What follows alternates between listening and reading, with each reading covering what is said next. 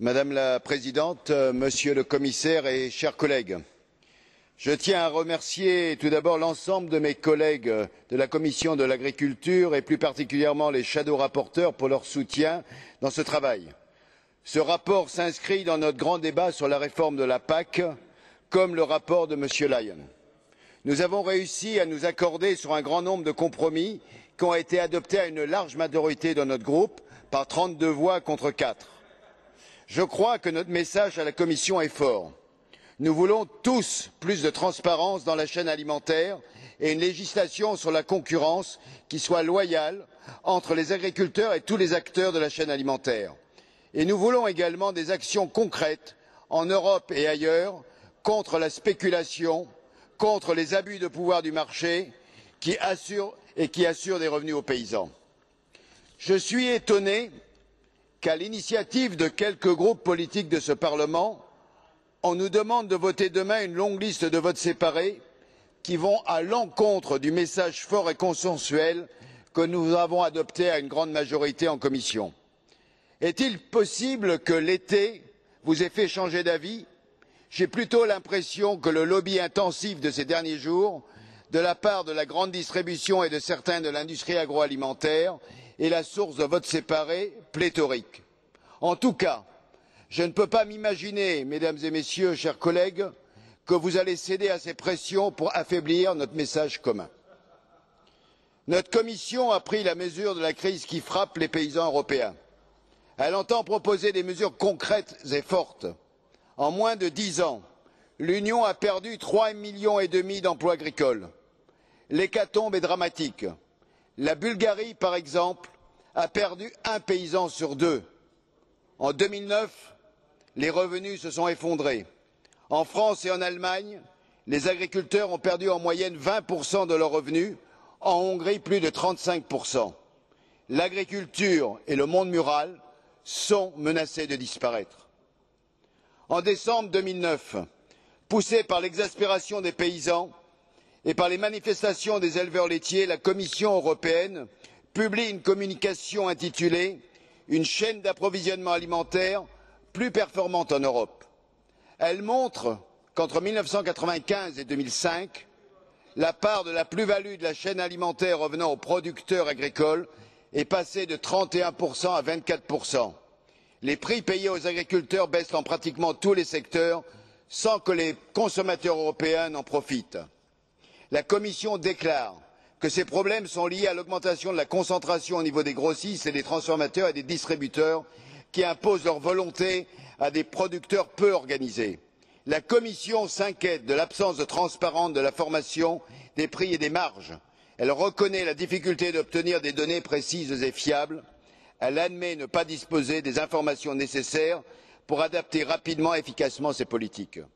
Pour y remédier, je propose à la Commission de mettre en place, à l'instar de ce qui existe aux États-Unis, un observatoire européen des prix et des marges agricoles. Cet organisme sera chargé de déterminer les coûts de production des paysans européens. Il nous permettra de connaître les coûts réels au départ de la ferme d'un litre de lait, d'un kilo de blé ou d'un kilo de viande de bœuf. Ces indications serviront de base de négociation entre les agriculteurs et les autres intervenants de la chaîne alimentaire. Cet organisme sera également chargé d'évaluer les secteurs qui accaparent la plus-value aux dépens des producteurs et des consommateurs. La Commission européenne serait alors en mesure de déterminer les acteurs qui abusent du rapport de force et qui sont en abus de position dominante. Il apparaît aussi indispensable d'obtenir des 20 plus grandes entreprises européennes qu'elles établissent un rapport annuel sur leur part de marché et les marges internes qu'elles pratiquent. La transparence n'est pas un danger pour l'économie de marché. Au contraire, elle est une nécessité absolue pour éviter les dérives que nous avons vues dans l'agriculture et dans de nombreux autres secteurs, en particulier celui de la finance. Quand le paysan vend son lait ou sa viande, qui peut prétendre qu'il est sur un pied d'égalité face à une multinationale qui pèse sur la formation des cours des matières premières au niveau des marchés mondiaux? Le rapport de force est totalement déséquilibré, d'autres diraient déloyal. Pour rétablir les choses, une première mesure d'urgence serait d'autoriser les agriculteurs à se regrouper au sein d'organisations de producteurs. La seconde complémentaire passe par l'interdiction au niveau de l'Union de la vente de marchandises en dessous des prix de revient. Les rabais forcés, les modifications a posteriori des conditions contractuelles, les frais de référencement injustifiés sont monnaie courante. Elles frappent de plein fouet les agriculteurs et les milliers de petites et moyennes entreprises de la transformation, qui doivent passer par la grande distribution pour commercialiser leurs produits. La Commission européenne doit recenser l'étendue de ces pratiques anti-économiques. Elle doit prendre la mesure nécessaire pour y mettre un terme. Enfin, la spéculation sur les produits agricoles est un fléau. Les financiers et les spéculateurs sont à la recherche d'un prix et de profits immédiats. La disette, la faim et la famine sont pour eux synonymes de profit. Nous pensions que nous ne revivrions pas les émeutes de 2008. Il n'en est rien. Depuis le mois de juin, le prix du blé a augmenté de plus de 70%. Ceux du maïs, du soja et du riz sont en train de faire la même chose. La semaine dernière, à Maputo, au Mozambique, 7 personnes ont été tuées parce qu'elles manifestaient contre l'augmentation de 30% de l'alimentation. Allons-nous rester sans rien faire comme il y a 2 ans?